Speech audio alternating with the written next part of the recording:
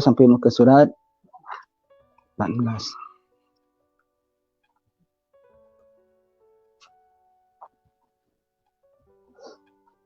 Tanda-tanda Imam Mahdi akan dibaiat, iaitu apa? Tanda dia akan bermain, tanda-tanda akan muncul Mahdi.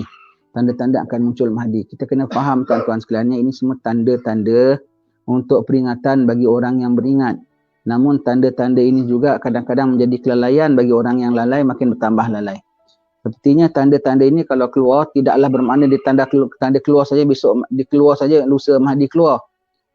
Kadang makan tahun, kadang makan puluh tahun baru keluar, dan sampai orang nampak tandanya, baru ketika nampak tanda, wah gegerlah, semua kecoh sana sini, wah ada tanda ini, sesuai dengan hadis Nabi, orang pun takut.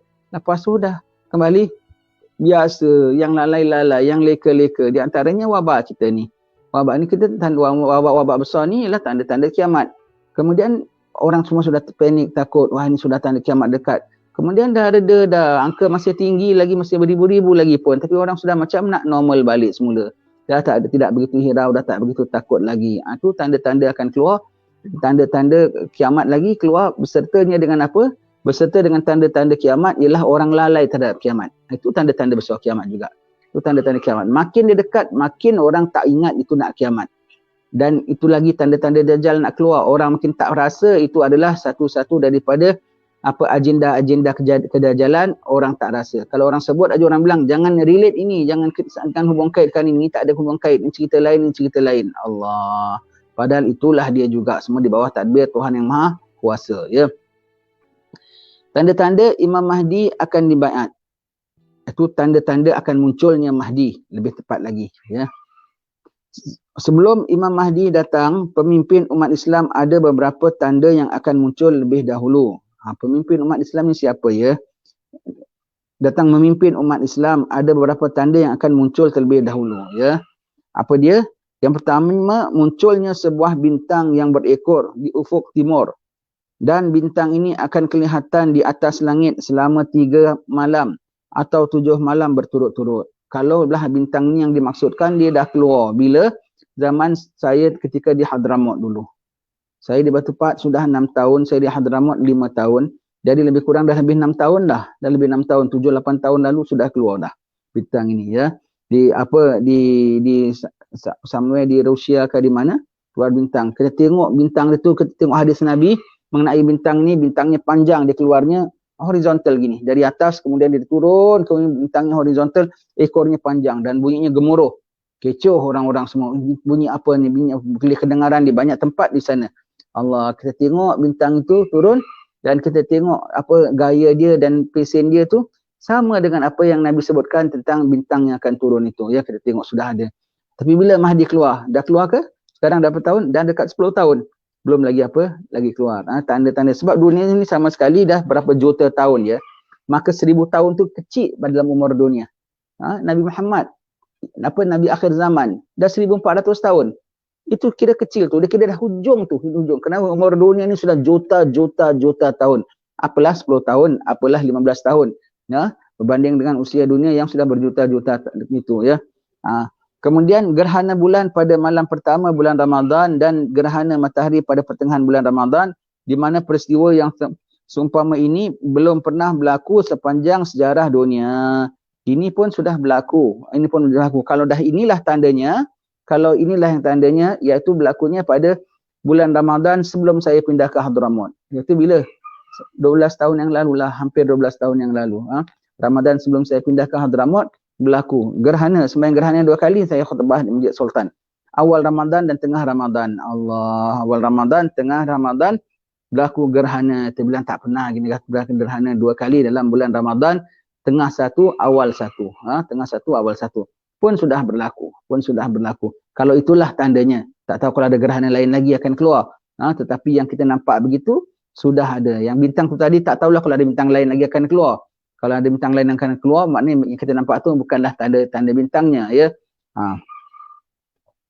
Kemudian di musim haji pada tahun itu akan berlaku huru-hara sehingga sampai terjadi bunuh-membunuh di kawasan Mina dan darah pun akan mengalir di sekitar Jamrah Al-Aqabah. Allah, akan berlakulah apa tak tahu macam mana entah tunjuk perasaan ke, entah apa ke, bagaimana ke, akan berlaku pertumpahan darah di kawasan Mina musim haji. Nanti musim haji bulan Muharramnya nanti dah settlenya seru, belum settlenya makin nak kemuncaknya lagi, keluar Imam Mahdi settle. Ya.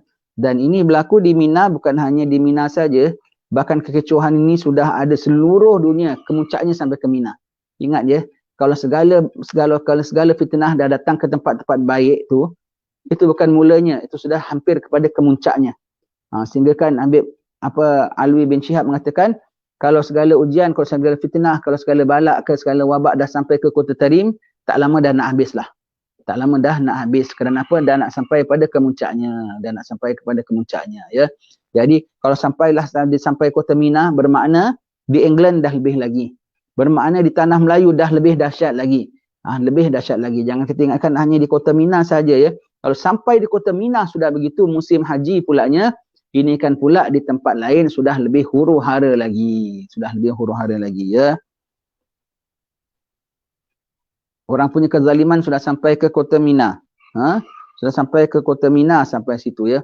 Dan kezalimannya sudah sampai di seluruh pelosok dunia. Dunia Islam khususnya. Sampaikan pada ketika itu dunia Islam dah tak ada pemimpin lagi ya. Kita bayangkan ya, zaman Imam Mahdi kalau keluar ya, Imam Mahdi kalau keluar wajib ya pada kita ahli sunnah wal jamaah. Lepas tu nanti orang-orang yang non ahli sunnah wal jamaah mereka reject Mahdi. Mereka ada fahaman lain tentang Mahdi dan mereka ada sifat lain pada Mahdi. Maka Mahdi, Imam Mahdi kita tu pada mereka bilang bukan ini bukan Mahdi, takkanlah Mahdi buat maulid ni bid'ah. Takkanlah Mahdi begini dia selain caranya ya. Syiah semua pada konsep Mahdi lain. Wahabi lagi pada dia nak ikut boleh tak nak ikut tak boleh. Tak nak ikut boleh tak nak ikut pun boleh. Kalau ikut boleh tak ikut boleh, itu Mahdi tu seperti kau tak ikut dia macam kau tak ikut Sayyidina Abu Bakar tau. Kau tak ikut dia macam kau tak ikut Sayyidina Umar tau. Sama, dia wakilnya Rasulullah.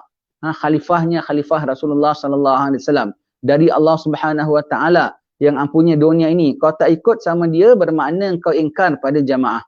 Kau ingkar pada jamaah ya. Jadi apabila keluarnya Imam Mahdi, wajib segala pemerintahan serahkan kepada dia.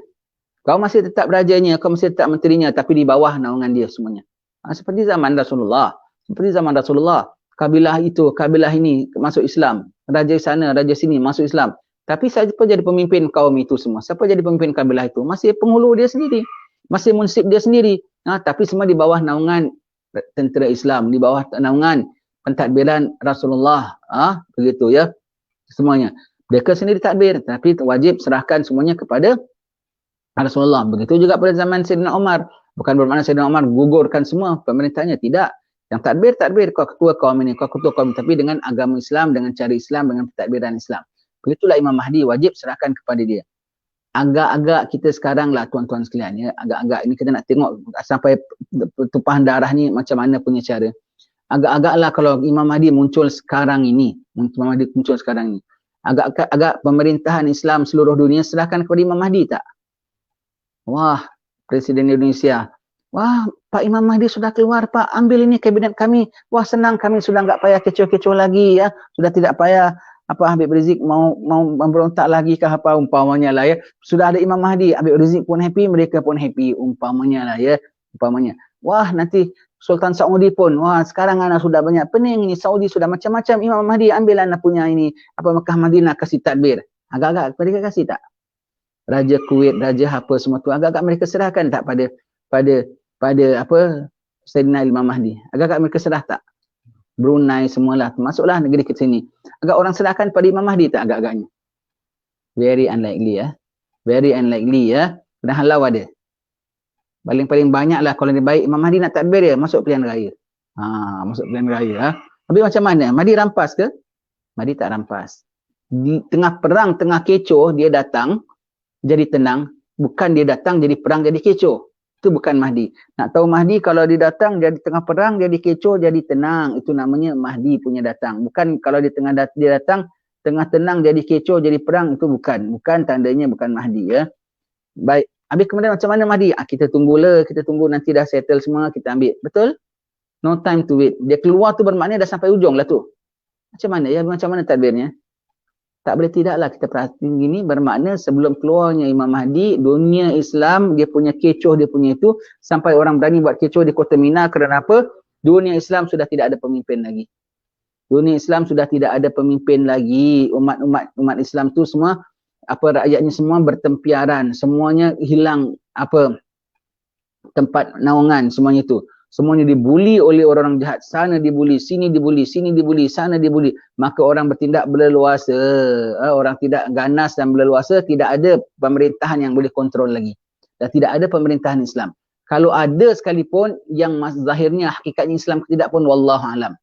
Masih sebut apa kami Islam. Tapi gayanya, caranya, hukumnya, tadbirnya, semuanya jauh daripada syariat Islam. Jauh daripada akhlak Islam tu memang dah tentu banyak kita lihat. Jauh daripada hukum Islam sekalipun. Yang ada jauh pada akidah Islam sekalipun. Maka zaman Imam Mahdi keluar nanti, mereka semua tidak ada pemimpin Islam. Mana pemimpin Islamnya pergi? Mana? Sebelum itu, semua pemimpin Islamnya yang dulu strong dan kuat, semuanya saling jatuh-menjatuh antara satu sama lain. Aku jatuhkan kau, aku jatuhkan kau, aku jatuhkan kau, aku jatuhkan. Dia jatuhkan dia, dia jatuhkan dia. Asyik jatuh saja. Lepas satu jatuh, satu naik, satu jatuh, satu naik, satu jatuh, semua tu. Nanti yang naik sekali, yang last naik, yang lemah. Kenapa? Hadapkan sokong, sokong bawa rebah. Yang naikkan dia itu adalah sebetulnya yang akan menjatuhkan dia.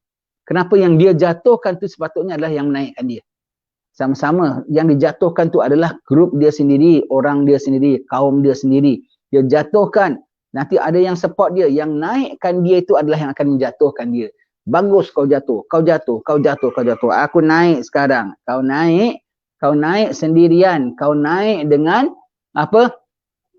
Dengan ancaman. Apabila dia naik saja ini, dah yang lemah yang naik. Yang lemah. Senang aja mereka kutiskan dia.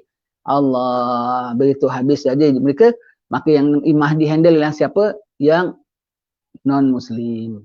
Yang Mahdi handle yang merampas kuasa. Yang Mahdi handle ialah yang menggolengkan pemerintahan-pemerintahan Islam. Maka layak tak ditindak oleh Imam Mahdi? Layak. Jadi Mahdi kalau perang lah, takdirlah Mahdi perang di Indonesia, takdirlah Mahdi perang di Brunei. Bukan perang dengan pemerintahan Islam. Perang dengan kufar yang dah pegang negeri Islam. Untuk membebaskan balik semula umat Islam. Jadi kita kena faham ya. Dan dia punya kecoh tu berlaku sampai mana? Spread sampai ke Tanah Suci, sampai ke Kota Mina.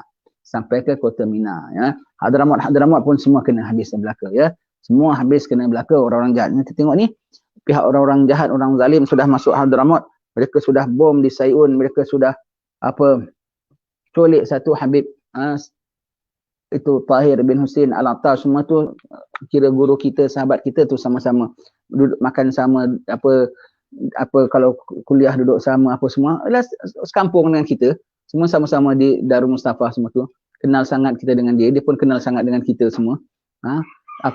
Dah diculik semua tu. Kita tengok fitnah dah sampai Hadramut tu, maknanya dah nak sampai ke Muncak lah.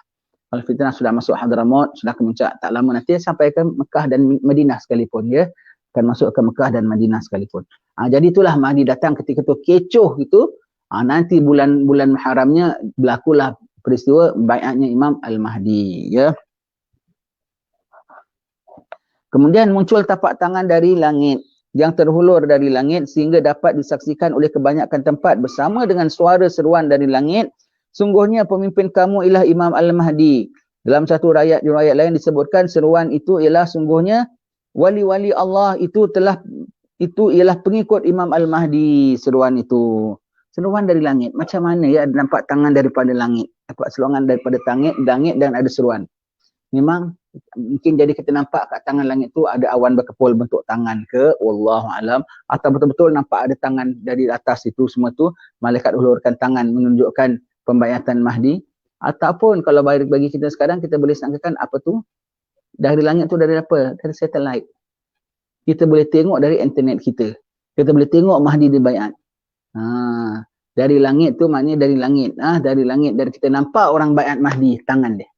Sama dari langit tu, kalau Nabi sebut dari langit, sahabat faham lain, kita faham lain. Dari langit could be, betul-betul physically dari langit kita akan nampak. Sebab kita bilang Allah Ta'ala tak kurang komunikasi ya. Kalau tak ada zaman komunikasi, tak ada lagi sekalipun Allah tak kurang komunikasi. Yang Allah Ta'ala izinkan manusia komunikasi ni sikit saja, sikit ini gelombang sound wave lah, gelombang apa sampai orang boleh buat handphone, boleh buat WhatsApp semua. Di sisi Allah Ta'ala macam-macam gelombang lagi. macam-macam medium lagi yang Allah Ta'ala boleh gunakan untuk komunikasi kepada hamba-hambanya dan antara hamba-hambanya dengan hamba-hambanya yang lain semua itu. Allah Ta'ala tak kurang komunikasi sistem. Itu dari Allah Ta'ala.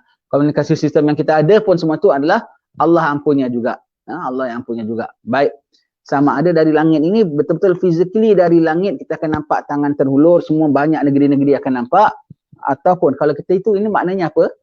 Tidak semua akan dapat menghadap Mahdi. Dan baiatlah Mahdi di negeri-negeri kamu masing-masing. Baiatlah Mahdi itu semua ikrar.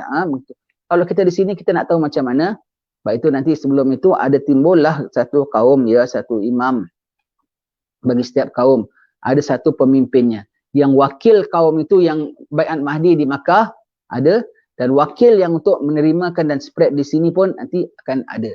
Akan mengatakan, ya Imam Mahdi dah keluar, kami dah dapat message daripada yang di sana. Umpamanya ya. Begitu. Akan muncullah satu orang imamnya semua. Nanti semua kita bilang, kita baiat dia di sini. Kita standby. Nanti orang kufar dengan dah tahu gitu, dia makin jaga umat Islam yang di sini, makin dicegahnya, makin disekatnya, makin begitu. Sebab dia tahu pembelanya sudah ada. Kita jaga.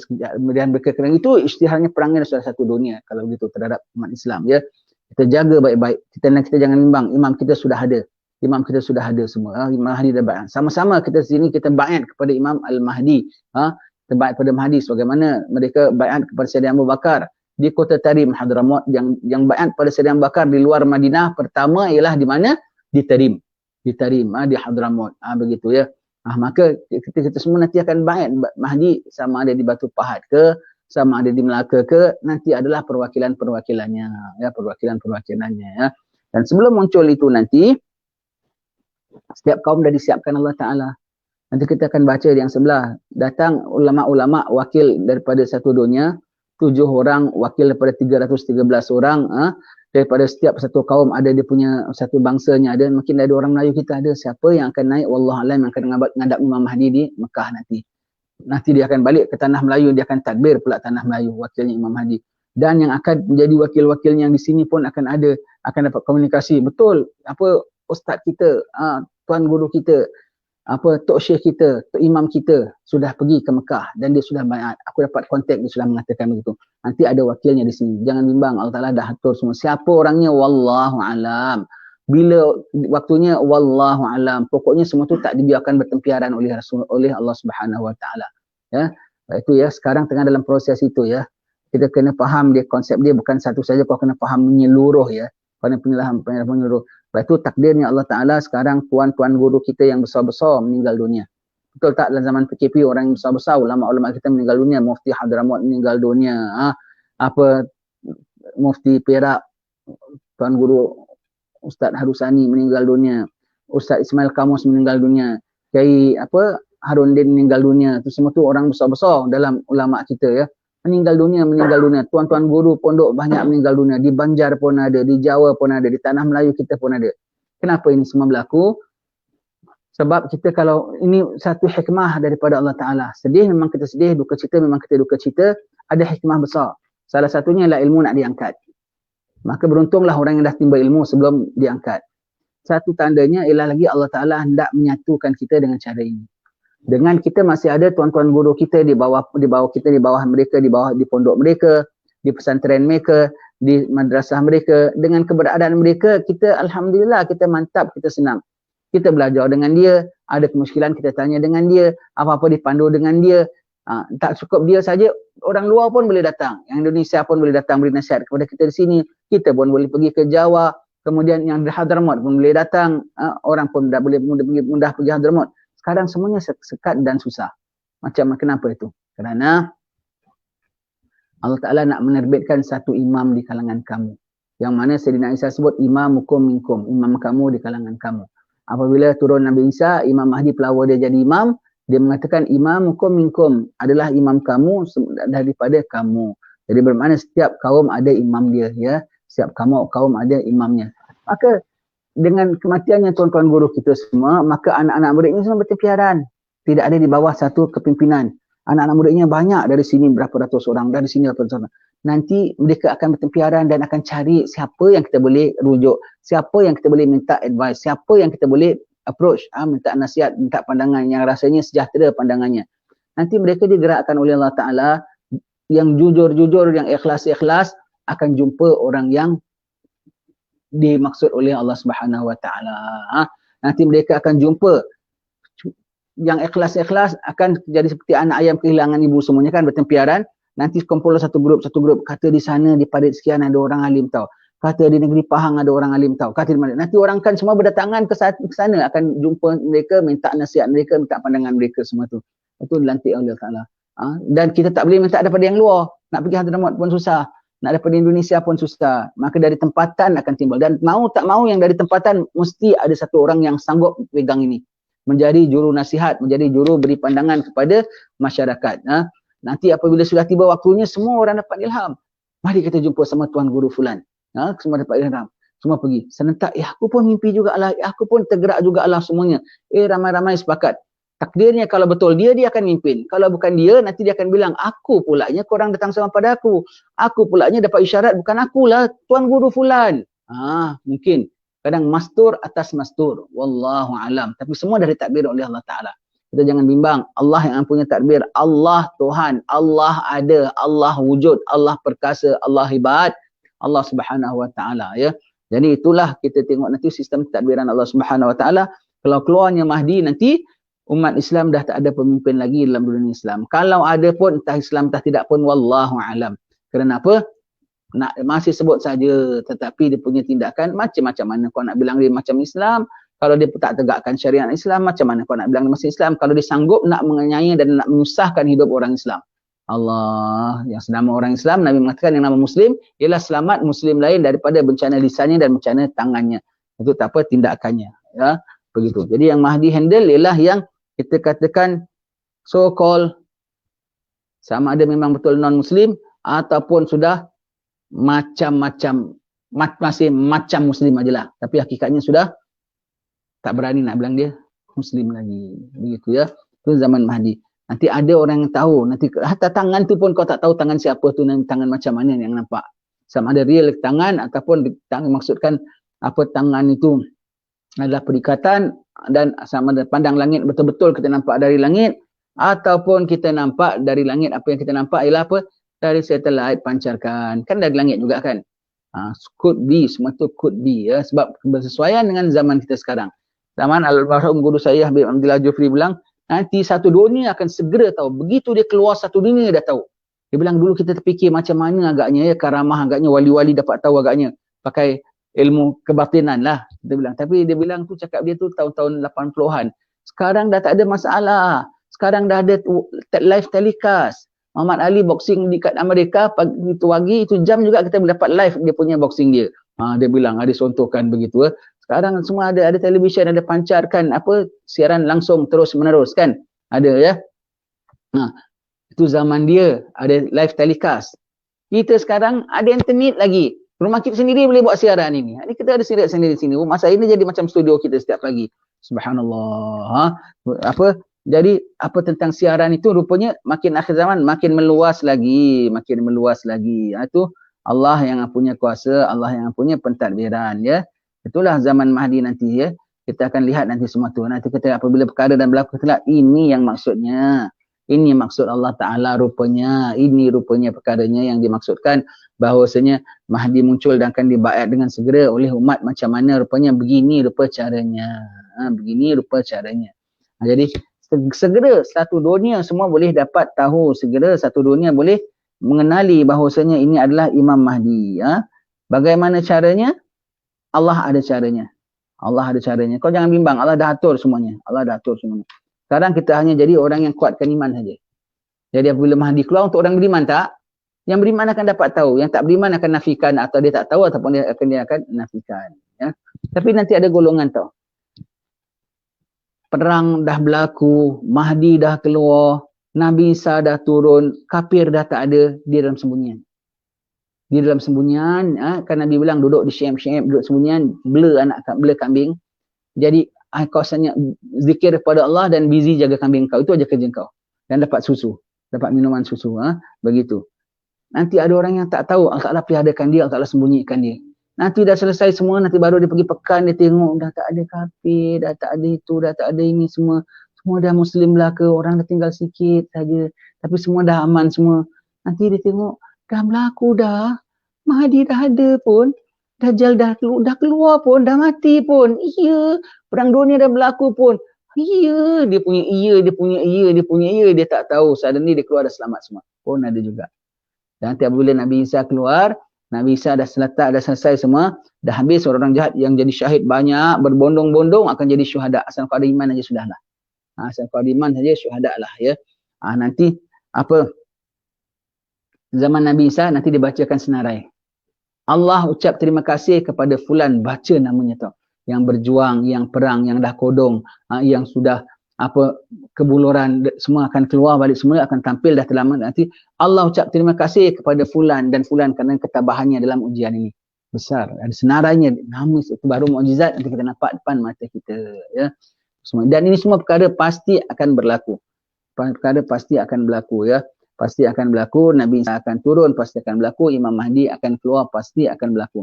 Tapi ingat ya, jangan kita nak tunggu Mahdi aja kita terus, wah nanti Imam Mahdi keluar, nanti Imam Mahdi keluar. Sebelum keluarnya Imam Mahdi, besar punya huru-hara. Kau sempat jumpa Mahdi ke tidak? Kalau ikut jangka waktu lah ya, period of time, rasanya ramai di antara kita boleh jumpa. Sebab kita ni belum dah tua sangat. Kita belum sangat tua sangat. Kalau takdir umur 70 kita mati pun sekarang lagi lebih kurang lagi 20 tahun lagi. Kan lama. Kalau lah. Dan yang muda-muda 30-40 tahun rasanya pun masih boleh jumpa. Kalau ikut dalam sudut jangka waktu, rasanya ramai di antara kita sempat jumpa. Tapi dari sudut pandang huru hara yang berlaku, rasanya sedikit yang survive untuk jumpa. Kenapa? Yang mati banyak. Yang mati banyak. Yang dapat jumpa Mahdi betul-betul sedikit. Yang apa jumpa Nabi Isa lagi sedikit. Sebab sekali-sekali perangnya juta yang mati. Juta yang mati dia punya landanya. Perangnya lain, gempanya lain, tsunaminya lain, tertelan buminya lain. Allah, bomnya lain, semuanya itu ya. Siapkan iman senantiasa.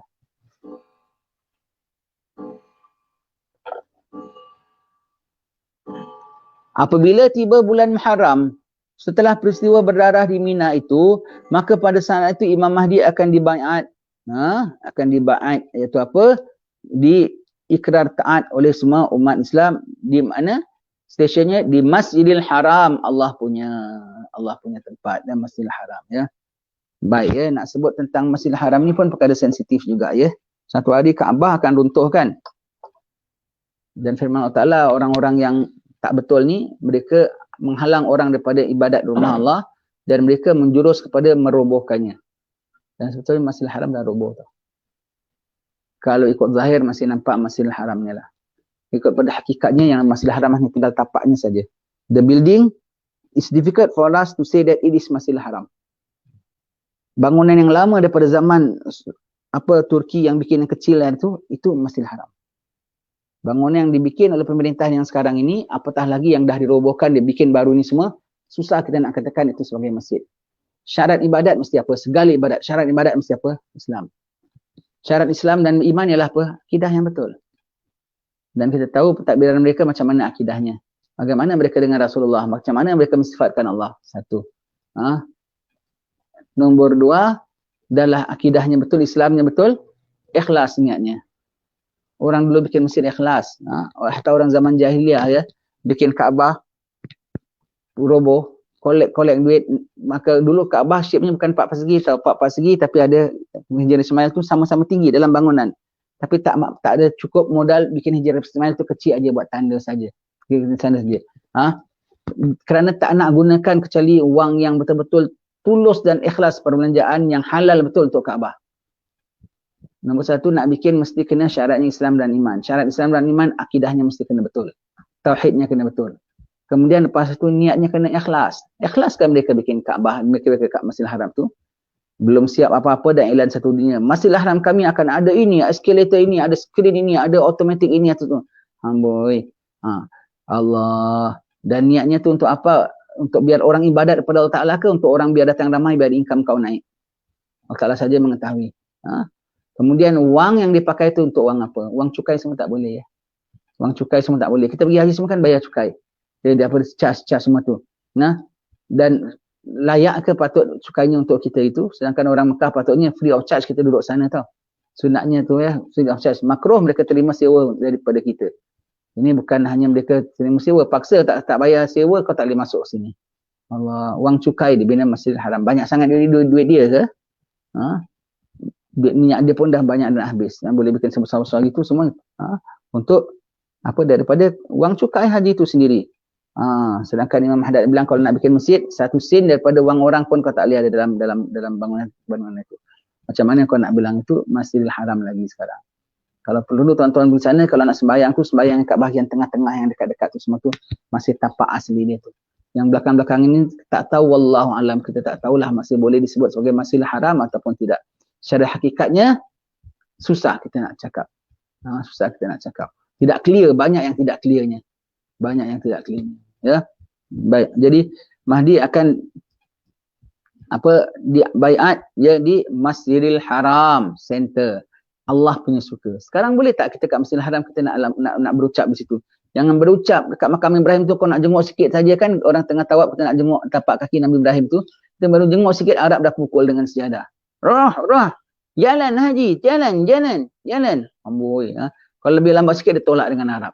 Tak payah tolak dengan Arab lah, Afrika pun bertolak kau. Pasal dia nak tawaf jalan ramai-ramai kau kata tolak. Sebab tu nak sembahyang pas itu kan orang jaga.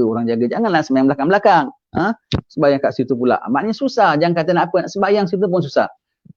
Apa lagi boleh naik atas mimbar? Apa boleh naik Hajar Ismail boleh? Polis dia jaga lagi. Kau berhenti, jangan kata nak naik. Kau berhenti aja dia kena halau. Tapi Mahdi dia cannot do anything. Ataupun memang dah tak ada polis. Memang dah tak ada pemerintahan. Ketika itu. Sistem dah haywire. Sama ada polis tak boleh bantah ataupun dah tak ada polis ketika itu. Dah tak ada siapa yang nak mengarahkan apa-apa lagi. Kerana apa? Sistem dah porak-peranda pada ketika itu. Kerajaan sudah mula jatuh. Wallahu alam. Kita pun tak tahu bagaimana nanti ya. Kita tak tahu bagaimana. Tapi pokoknya semua akan berlaku. Cuma kita tengok yang kita boleh congak-congak sekarang, itulah nampaknya ya. Baik. Pada mulanya telah datang ke negeri Mekah 7 orang ulama yang datang dari 7 penjuru dunia yang berbeza-beza. Dengan tanpa ada sedikit pun perjanjian. Semua digerakkan oleh Allah Ta'ala. Dan semua pergi sana untuk apa? Cari Mahdi. Dan pergi sana, yang ada pergi sana tergerak untuk pasal pergi haji. Yang ada mana pergi umrah. Tetapi yang nama ulama ini memang dah daripada sekarang ini mereka dah mula berdatangan ke sana. Tidak ada niatnya kerana apa? Tunggu kedatangan Mahdi. Balik pergi lagi. Yang ada balik terus stay dekat sana. Susah payah pun tak apa kerana nak tunggu Mahdi. Kenapa dia ada tugasan? Dia ada tugasan ni. Tak ada kerja ke? Itulah kerja dia. Tunggu Mahdi. Itulah kerja dia, tunggu Mahdi. Perwakilan ya. Perwakilan daripada 7 kaum besar Islam. Wallah alam siapa. Afrika, India ke, Melayu ke. Wallah alam. Tapi pokoknya ada 7. Dan mereka ini mewakili daripada 313. Jadi yang mengatakan terus baiat tu 313 wali ataupun 7 wali besar, ada bersamanya 313 orang bawahnya lagi akan baiat pada Imam Al-Mahdi.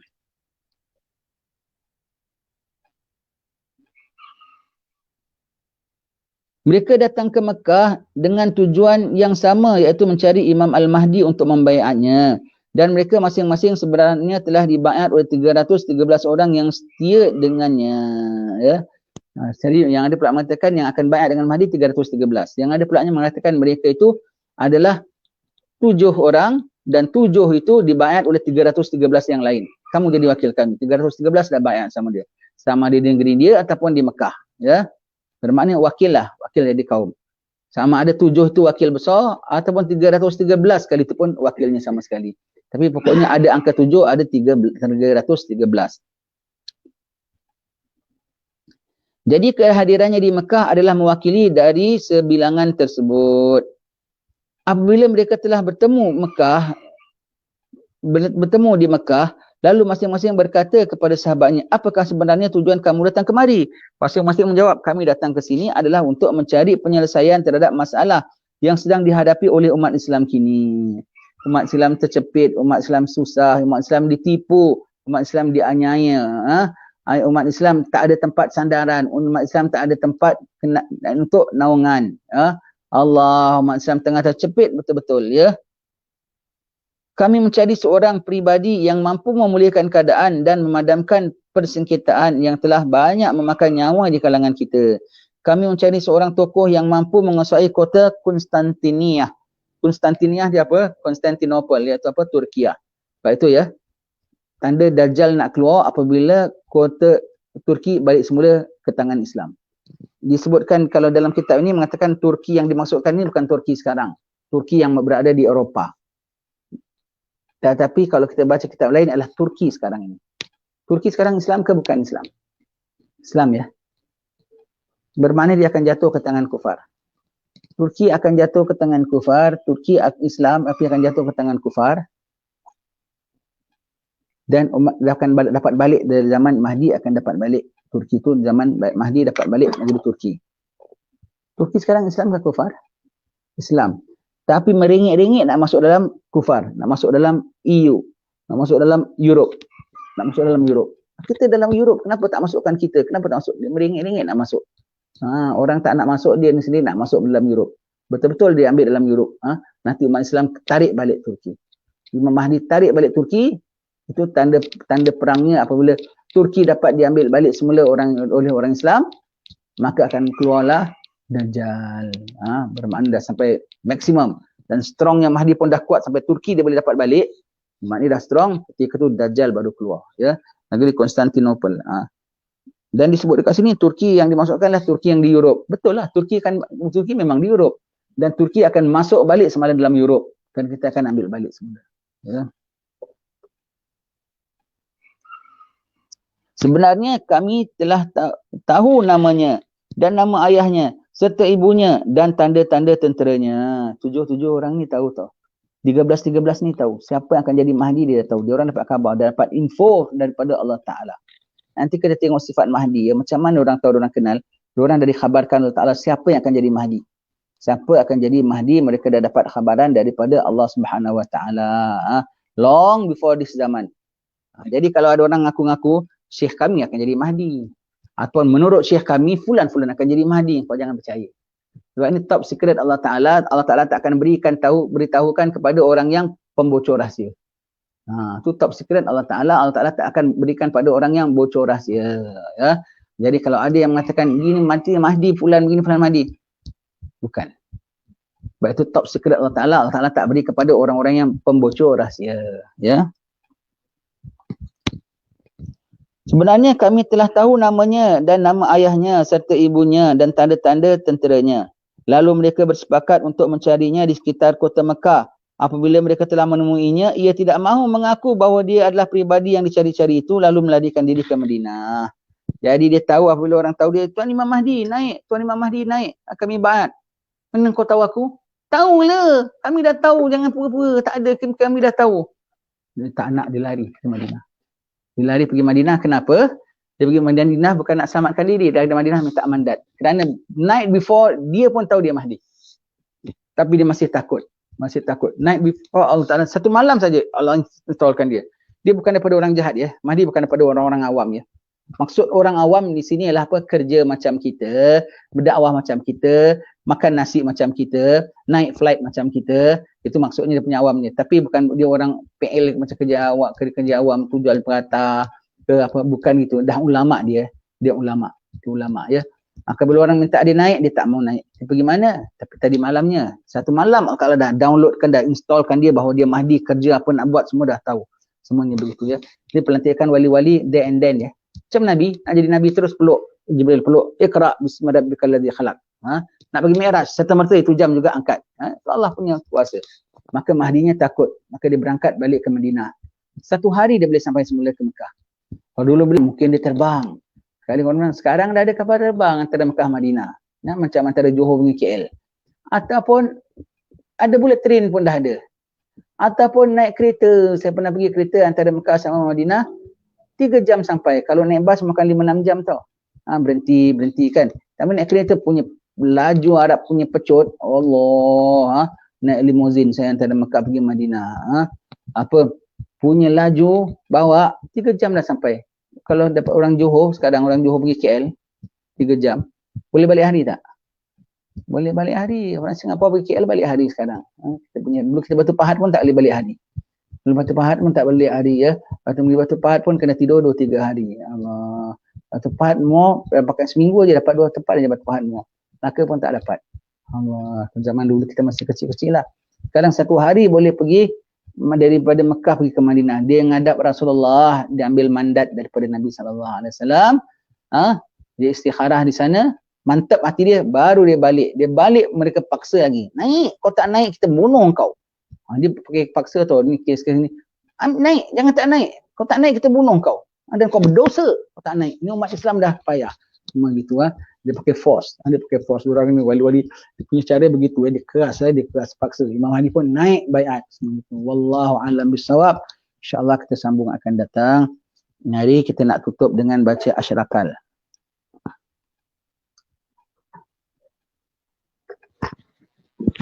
Sekejap je. Tunggu sekejap. Jangan matikan dulu Ustaz Bakar. Sekejap je. 2 minit.